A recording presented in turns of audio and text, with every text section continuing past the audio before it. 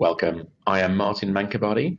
I head up the insurance team at Denton's, the law firm, and I'm also one of our global practice leaders. So this is the third in a series of webinars on Brexit, focusing on the implications for the financial services market, in particular the insurance market.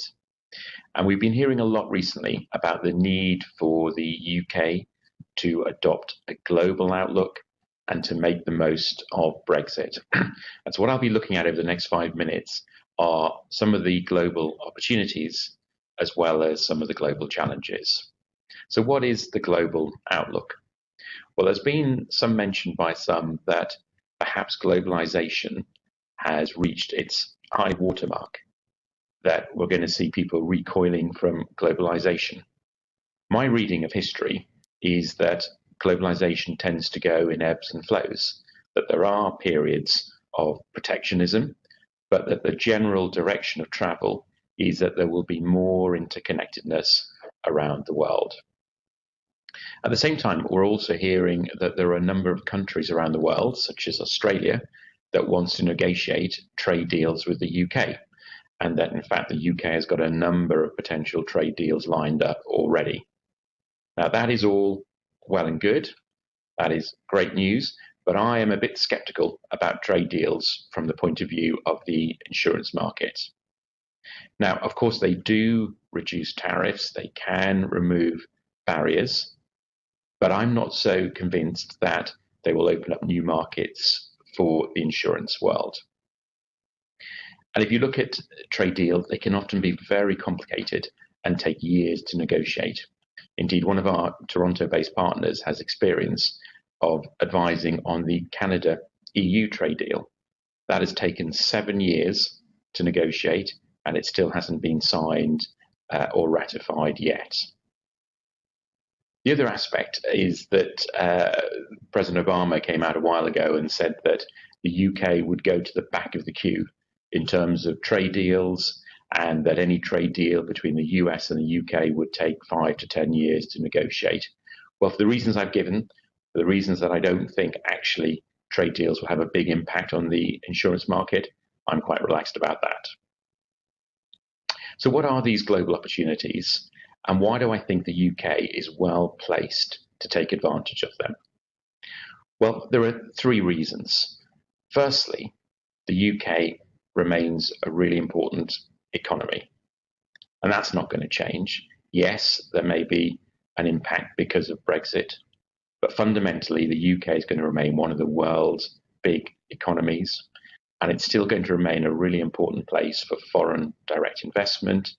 It's still going to see inward flows of capital. The UK will remain an important economy, and London will remain one of the world's key financial centres. That's not going to change. Second reason is that the UK is one of the world's key insurance markets, and the jewel in the crown is the London market, and it's a unique ecosystem of insurers, of brokers, of consultants. The London market brings together unrivaled talent, pioneering spirit, and technical expertise that you just don't find anywhere else in the world. Now, at the centre of the London market is Lloyd's, and Lloyd's has got a number of licenses which allows Lloyd's participants to trade around the world. And in fact, we're seeing renewed interest in accessing Lloyd's from clients, and access can be obtained through a number of different ways. The third reason why I think that the UK is going to be very well placed to tap global opportunities is that the UK is a really important gateway to the rest of the world. Now, I hope that the UK will remain an important gateway to the EU in due course. We don't know what kind of relationship that's going to be, but in terms of the rest of the world, I think the UK is really well placed to be that gateway. And why do I say that? Well, because the UK has got this terrific infrastructure, and it's got historic and trading relationships with a number of countries around the world.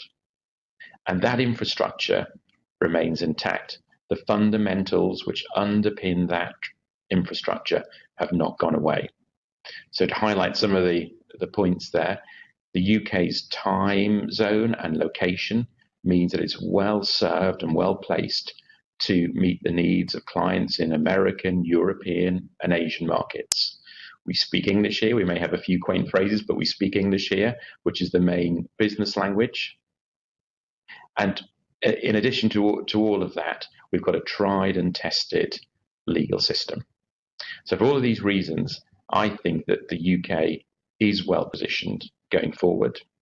I suspect that trade deals may not deliver some of the advantages to the insurance market as it may deliver to other markets. And in fact, on that score, I think that the UK government may be better served by setting up trade missions around the world to develop relationships. And in fact, that's exactly what the UK government is already doing in the US. But what are some of the challenges? Because of course there are challenges that come along with opportunities. And for a start, I guess doing business around the world, you're going to come across political, cultural, and language barriers. You're also going to have to navigate your way around a patchwork of rules and regulations. But as a global law firm, we're used to advising clients on these issues on a daily basis. I think the other challenge is that many businesses are looking for short-term gains. They're looking to try and get immediate returns on investments. They're looking to see where they may deliver that, which markets might deliver those short-term gains. And if you're investing in emerging markets, you're probably there for the longer term. And the growth prospects, though, are probably very good in some of those emerging markets. You've got a growing middle class in a number of these places. There is probably very low insurance penetration. There's an increasing demand for insurance. And there is a demand, and that demand can be satisfied by a number of insurers around the world tapping those markets. And in fact, what we're seeing in that respect is a number of players actually joint venturing together or entering strategic alliances to share the risk and to share the costs of tapping new opportunities, of tapping new markets. And I think that trend will continue.